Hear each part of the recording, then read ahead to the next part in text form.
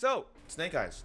We hate it, right? Apparently. I, again, don't know how to start videos, so I guess that's your treat for this one. First off, I'd like to say thank you because the last video is like my second most viewed video on this channel.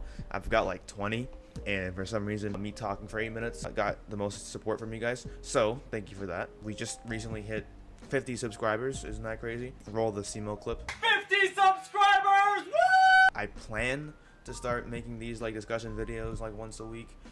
I think that'll be kind of the standard that I set. In my last video, I mentioned the disdain I guess I had for for Snake Eyes. I think based on like the title of the video and thumbnail and all that stuff, and how I was speaking about the deck, it comes off with the notion that like this format is completely terrible, right? And I think I need to like give a little more context to like to how I feel about the format. When it comes to Snake Eye, I actually don't hate playing the deck or playing against it, honestly. It's actually the deck that I started off with playing this format. Actually, most of my videos on this channel are about Snake Eyes.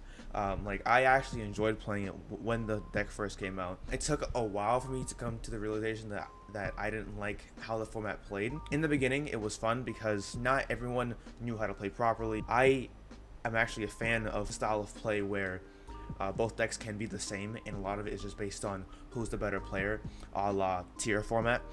But the thing that I dislike the most about this format is it started to sink in that the Snake Eye mirror was like the least fun matchup of the entire like format. Playing Snake Eye mirrors was worse than playing a worse deck than Snake Eye against Snake Eye.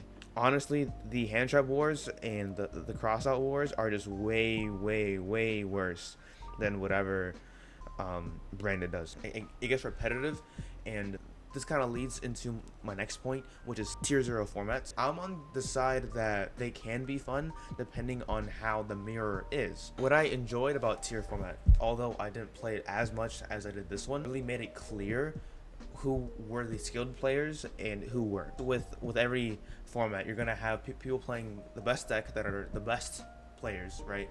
And then the alright players that are playing the best deck. You can always see that kind of skill expression and how there are levels to being good at the game. But tier kind of put that on steroids, right? To me, tier format was a lot more interactive.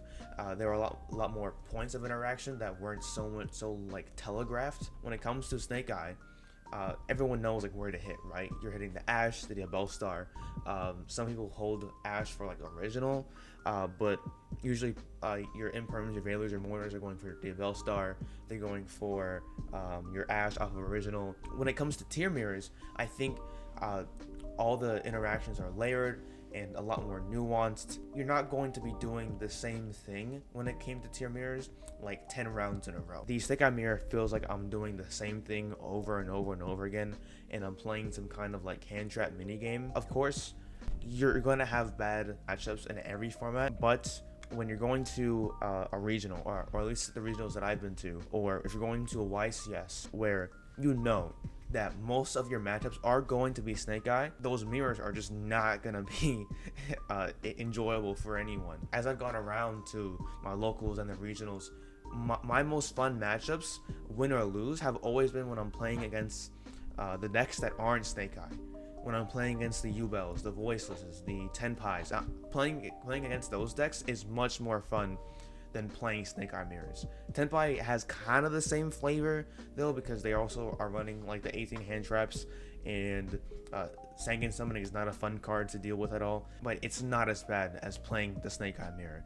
And I feel like that's where a lot of the fall off is, or I guess just where players just don't notice, because if you're not playing that mirror, or you haven't played that mirror at all, you don't necessarily understand that. Every single format ever in Yu-Gi-Oh, everyone complains about the best deck, but there's more layers to that when it comes to Snake Eye, which I guess is just my whole point, which kind of leads me into my next point. This format and info format would be a lot better if Snake Eyes weren't in it, or if Snake Eyes would just hit a little bit on the ban list to just lower the power level to make it better, because this format is actually pretty fun.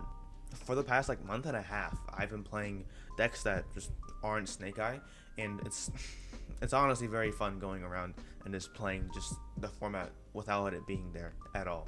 And lastly, I guess I'd like to clarify my thoughts about info.